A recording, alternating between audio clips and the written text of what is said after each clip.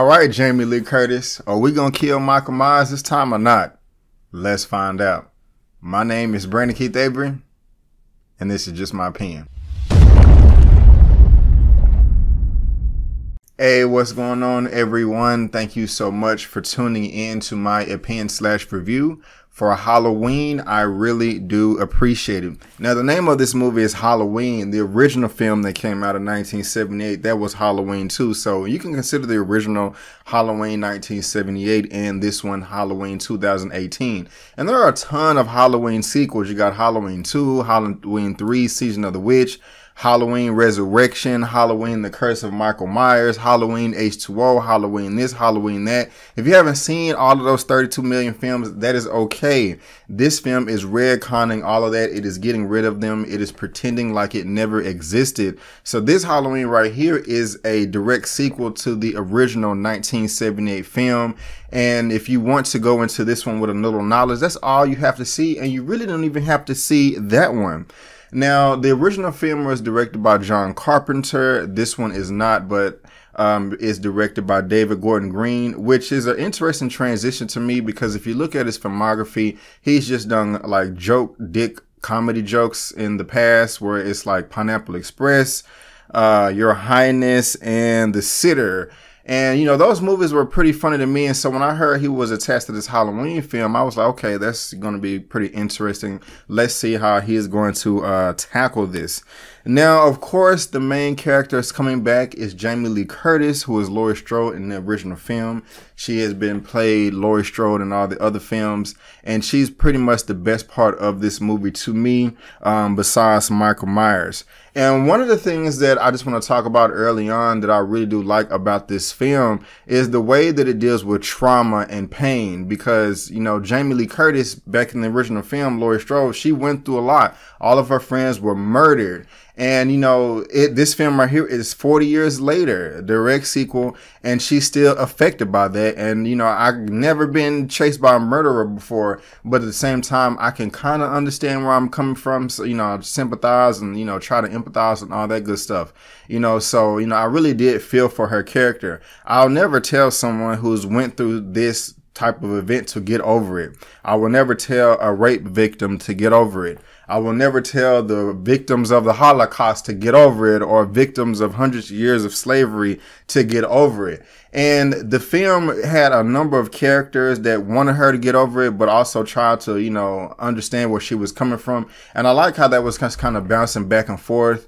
And, you know, when it comes to Michael Myers just being a complete maniac, psychopath, murderer, I mean, he is just pure evil. And there's really no rhyme or reason to it in the original film and this one too. And that's just also intriguing. I mean, I really want to know the motivation behind someone, you know, what inspires them to make the next move. And that's not really addressed in these Halloween films. Now, that may seem like it's frustrating to you, but at the same time, that's the creepy thing about it, because you just can't figure it out. You just cannot reason, you know, with these individuals. It's kind of like, you know, the Joker in The Dark Knight, you know, or just the Joker in general in the Batman comics. It just, you know, some people just want to watch the world burn, but that isn't a horror movie. I mean, he still goes around killing people, but that's not like a horror type of piece of entertainment. But Michael Myers is, and so I'm already really a scary cat, and you know that if you see my past videos, but I can deal with slashers. But that is just one thing that I did like about the original film and this one as well, and how, you know, it keeps that spirit alive of you just really not knowing what makes this guy tick. This film does pay a lot of respect to the original Halloween film and all the others as well.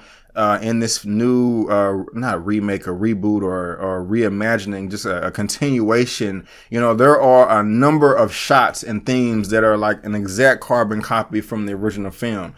And that's not a bad thing. I'm not saying that this film right here is, you know, just repeating an old recipe or anything like that. It's just paying respect, and it's just as you watch it, you're like, oh, I remember that from the original. Oh, that's why they did this and that. And it is kind of cool, and just kind of makes you, it just kind of just takes you back to the original film, you know, if you did love it that much. I'm not just like a diehard fan of the original. You know, I thought it was cool. Jamie Lee Curtis' performance in this film is great. You know, I loved it. She, you know, she's learned from her lesson. She's prepared. A lot of people think she's crazy, And just a moment ago, I talked about how Michael Myers is like pure evil in this film and in the previous. And this film also deals with how that evil can be kind of contagious and implement itself on others. And that right there is really freaking to me right there. It just kind of just shows how powerful the spirit of evil is.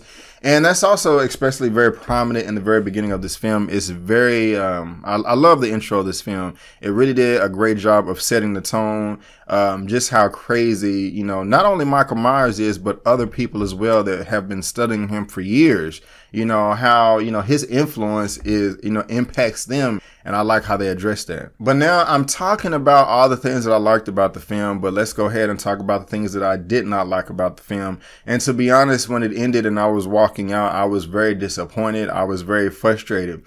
Early on in the film, I liked that the film set the rules to the universe of this Halloween film or franchise, but then later on it abandoned that, and that really pissed me off. What I mean by that is there's a character at the very beginning of the movie that is talking about just violence from 40 years ago and how that is today. Just like, okay, hey, in 1978, there was a crazy maniac that goes around killing like 5 or 6 people. But in today's standards, you know, that's just kind of normal. That's unfortunate, but that is true. I mean, it seems like every day, every other day, there's just something crazy going on. Someone killing somebody, doing this, doing that. So when, you know, you're explaining it to someone in present day that may not have lived that event 40 years ago, it may not seem like a big deal. So I like that early on in the film, but at the same time, later on, the film completely abandoned that idea as well. Like, this film right here fails to me, well, not fails entirely, but it does a horrible job of repeating the stupid horror movie tropes that get made fun of for like the past 40 or 50 years, where you have a bunch of dumb, ignorant characters that make decisions that make no sense whatsoever. They should have went right when that's safe, but instead they want to go left. When they have a great opportunity to kill the bad guy, they don't want to do that. They run. And if they hear a noise, they want to turn into Inspector Gadget and go towards the noise instead of running away. I mean, there's just a ton of incidents like that in this movie, and it's just really annoying, and I just don't understand why they would do that. It's like David Gordon Green was just trying to pay respect to the old films and things like that, but no, your audience is very mature. You shouldn't treat them like children and things like that. I mean, this is just known among all communities that people get upset when you have a horror film and people are making dumb decisions, and this film is full of them. The only character, even Jamie Lee Curtis, was smart for the most part, but at the end she kind of made a dumb decision. Michael Myers even made some dumb decisions himself, and I'm like, well, if you want to kill the person, just kill him. What are you doing? I mean, like, so when you have a character early on in the film setting the tone, making the film seem self-aware, and that character is making declarative statements on how modern society today is more conditioned to violence, more numb to violence, how we've adapted to violence. But then the film turns around and ignores how real life audiences have adapted to ignorant horror movie cliches and tropes. Those things don't mix. It's oil and water, or it just doesn't add up. And that's why I say the film abandoned the rules of the universe that it tried to create early on. Now, a lot of the kills in this movie are very creative and elaborate and brutal. Michael Myers just truly does not give a damn. You know, he will kill children too, and that's just crazy. But some of them, I was like, bro, you could have killed the person already. Like, what are you doing? Why are you trying to drag them across the room? There's just like no reason for that. And there's just too many missed opportunities. There are two for people to save the day. I mean, there is more than one occasion in this film where Michael Myers is on the ground and the character could have blown his freaking head off to Kingdom Come. Hey, you in, movie's over with, we win, good guys save the day. But no, they want to run away and do it. It's just like, it's just very frustrating. But you do have a plethora of characters. I mean, there are some characters in here that are smart. I'm not going to comment on all of them, except for this one little black boy that was in it. I mean, he was hilarious to me.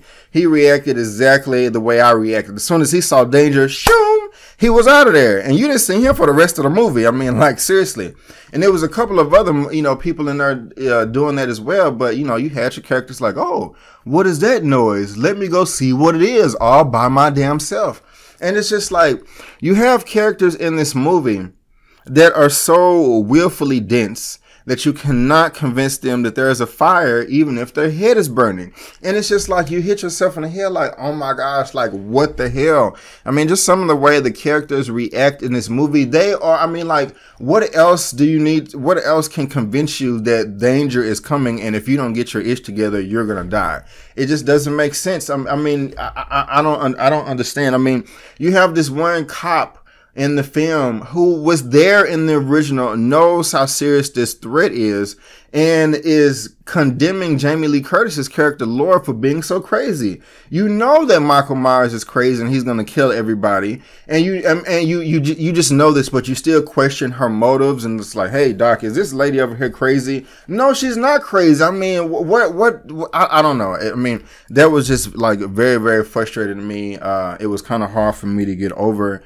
And I just really wasn't a fan of a lot of the decisions in this movie as far as the characters are concerned. I mean, I know everybody is not the same. I know how I would react sometime, but if I'm doing some investigation in a house and I see one dead body, I'm getting on the radio screaming at the top of my lungs, hey, we need everybody over here. We need this cop. We need that cop. We need SWAT. We need the army. I'm exaggerating a little bit, and I know that police forces can only use their what they have available, at their disposal, but at the same time, I'm not going to keep going up the stairs. I'm going to put my back against the wall, screaming in my radio, help, help, help. Send backup this way. I'm not moving until you get here. But no, characters just don't want to do that. And the last little gripe that I have is just the film was just too coincidental to me. I mean, like too many random events where characters just able to meet up. I mean, this is like a large town, and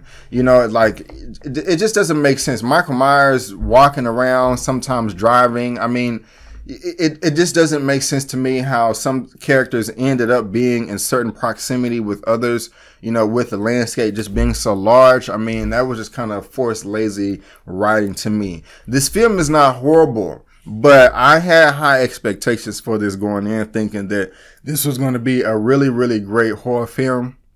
And it let me down. It started out great, but it ended up being very disappointing to me. But again, if you just want to see Michael Myers go in here and kill everybody, you're going to have a great time. If I have to rate Halloween out of 1 out of 10, I'm going to give it a 6.5 out of 10. Yes, a 6.5 out of 10.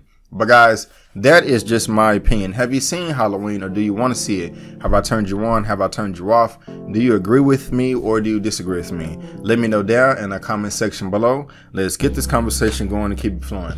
If you like this video, go ahead and give me the thumbs up. If you don't, that's fine, but you can still subscribe to my channel. And please do help me reach 10,000 subscribers by the end of the year. And I can only do that if you subscribe and share and like this video. You can also look me up on social media, Facebook, Instagram, and Twitter, all that good stuff. It's right there at the bottom of your screen, and I made it very easy by providing a link to all that good stuff down in the description box below. But guys, I just want to thank you again for tuning in to my opinion/review for Halloween. And before you go, don't forget that my name is Brandon Keith Avery, and that's just my opinion. Peace.